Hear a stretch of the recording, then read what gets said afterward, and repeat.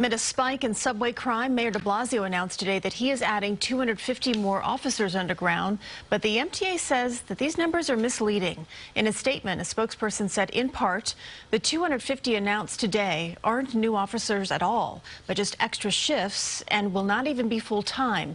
This is irresponsible.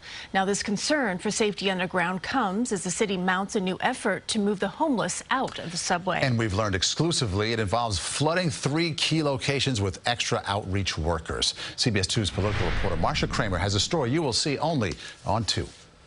It's scenes like these, a homeless man shoving 29-year-old Ryan Schoenherr onto the Atlantic Avenue subway tracks. This homeless man, found unconscious on the floor inside Penn Station, apparently passed out from K2 synthetic marijuana that likely spurred city officials to act.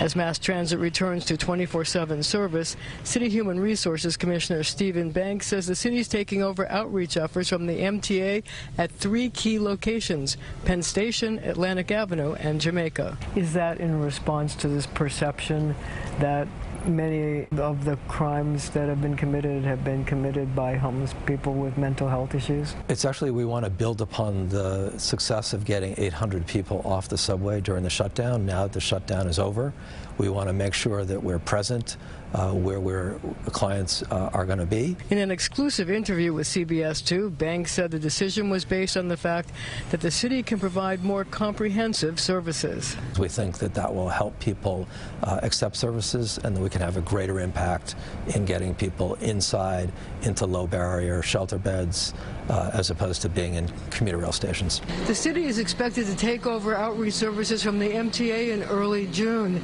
adding some 3 dozen people here at Penn Station and the other locations. It will be a combination of city workers and outside contractors. And as the city reopens, some 60 commercial hotels are still housing the homeless, creating a raft of neighborhood problems. Increases in 911 calls, including a rise in drug dealing, assaults, robberies, and more, including this area, according to police, around the Skyline Hotel.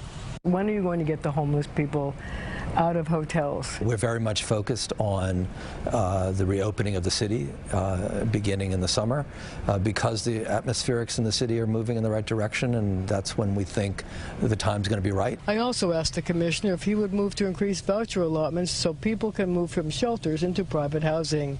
He said that depends on the state. He asked them to increase their share by several $100s a month.